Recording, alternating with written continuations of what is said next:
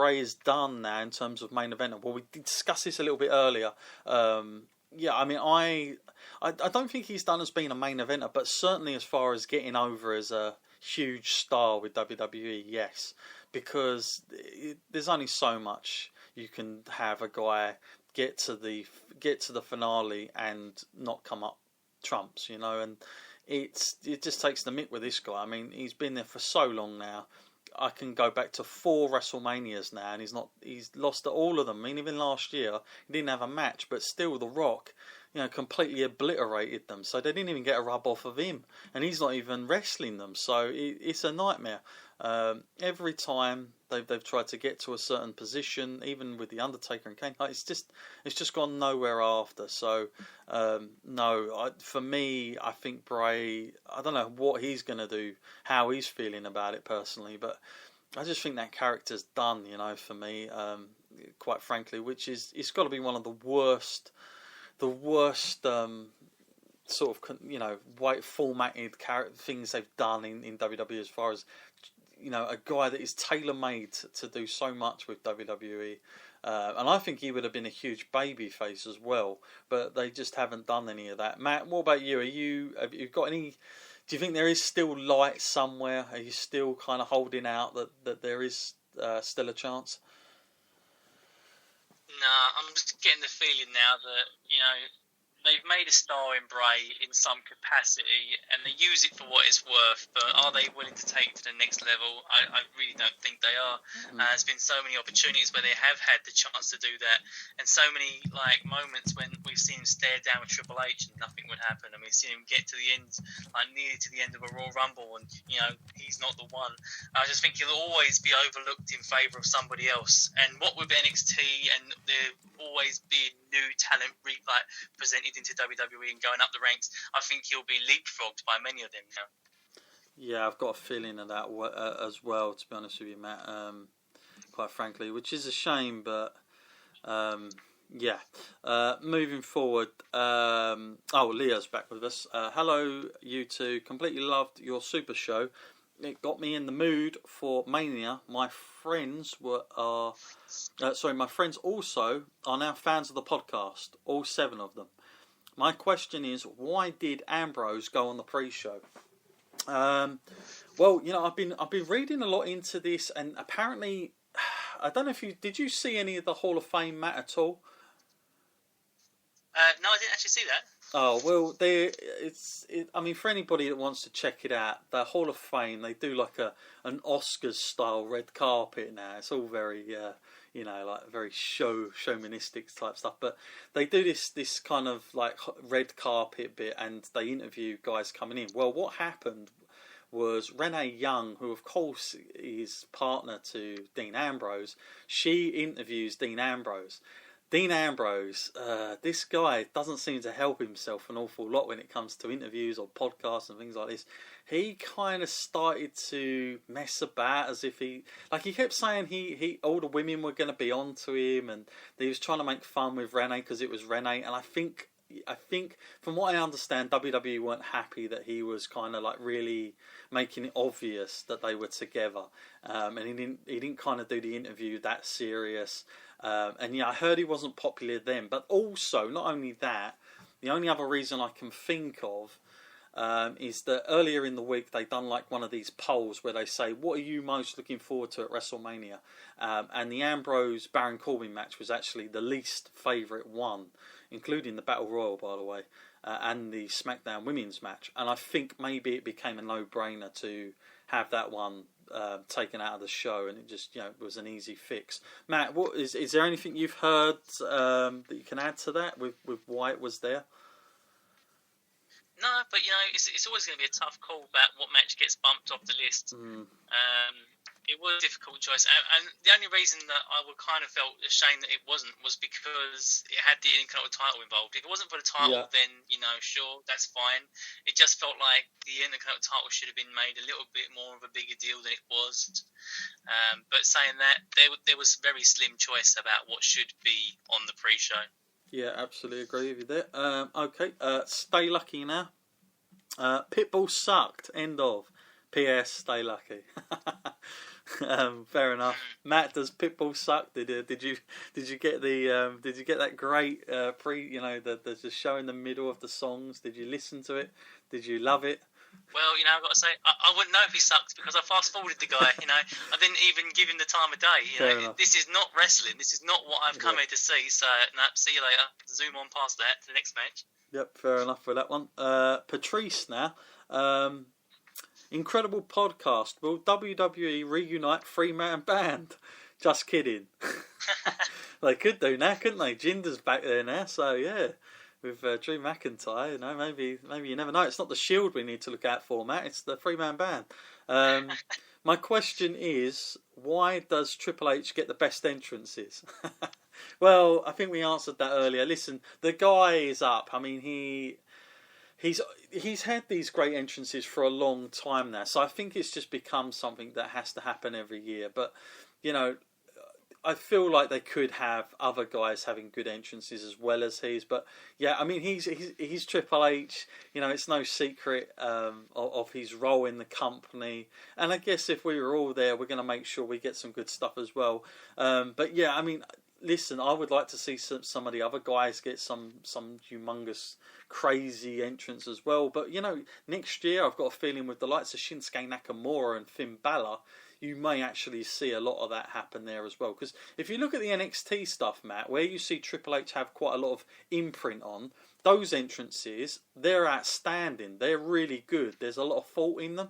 If you've ever seen any of the NXT TakeOver ones, especially the one you went to, Matt, in the UK, when you looked at the Finn Balor one, when he come out with the whole, what was it? What would he do? Jack the Ripper thing, wasn't it? He done or something like that.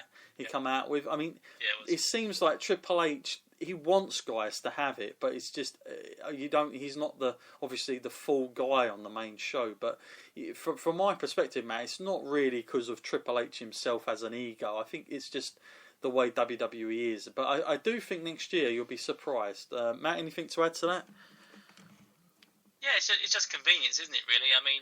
When the other wrestlers come out there and they've got an entrance, they've got to have a whole team of people put their entrance together and everything. I suppose with Triple H, though, he's got a mobile phone and he can just sort it out himself. Yeah. Just get that done. Yeah. Next question. This is an interesting name. City Down. City Down, thank you for your question. What role does JR have in WWE now? It's a good question. Do you know, I still don't know the full role, but it's not going to be an on-air announcer all the time. I think he's under a 2-year contract, but he's going to be like called upon to do like shows. I'm guessing he's going to do a lot of stuff with the network. He might do like interviews. I think they'll give him his own show personally. I think he'll get a show on the network doing something like that. But yeah, I mean, I think he'll still get to call some matches within that 2 year. I think it's good that he's back there personally, because this guy, he's always about wrestling. If you listen to his podcast every week, even though he's not in WWE, this guy lives and breathes wrestling. So why wouldn't you want a guy who's so passionate like that in your company? For me, anything to add from your end with Jim Ross back in the WWE, Matt? No, total no-brainer, isn't it? I mean, like, they've gone out of their way to find some of the best sort of announcers now, put together a team it's an incredible announcing team that WWE have now. But someone like JR there, and all the younger ones like Corey and that, they can learn a tremendous amount from him as well. So it's a great influence to have on the younger ones. Yeah, absolutely. And I suppose, Matt, just thinking about it, I hadn't thought about this, but be a little bit of a kick in the face now to World of Sport. They're obviously not going to get him back now under those 2 years. So I guess that stopped that now from happening, having JR on their show. Because we got the announcement, by the way, that they are going to be coming back. They're going to be running a whole series of World of Sport. So obviously Jim Ross will not be a part of that, and you wonder if WWE sort of kind of knew that was coming. So get this guy signed, whatever the cost. Okay, we're coming to the end now. Let's just take a few more questions. Kind of running a little bit over time here, but I'm going to take some more because we had so many people coming in, so I hope you're okay for time there, Matt, on your end, just to answer a few more. No, of course. We've always got time for the emails and hear from the listeners out there. Fair enough. Just getting the second batch coming through as we speak. currently. Whilst we're getting them, Matt, is there anything you think that's going to happen next week, other than obviously just the trading thing? Do you think we might see the start of, say, perhaps Kurt Angle kind of having some sort of like rivalry with one of the guys on screen? Because they always tend to do that a lot with the senior power. Do you think there's anyone that stands out for you that could happen with?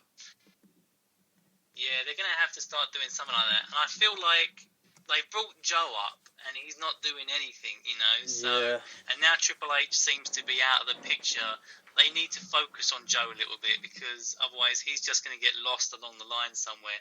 And we don't need to see more feuds between him and Sami Zayn. We need something fresh for him and something that will put him in a bit of a spotlight. So hopefully something with Joe. Yeah, I don't want to see that again either. Good God, no. I suppose the only other thing we didn't mention about WrestleMania, Matt, that we had a few questions about just looking through these, was the Big Show. That was a very pathetic effort from WWE. What was that about in the Battle Royal, Matt? Did you look at that like me and go, right, that's that then?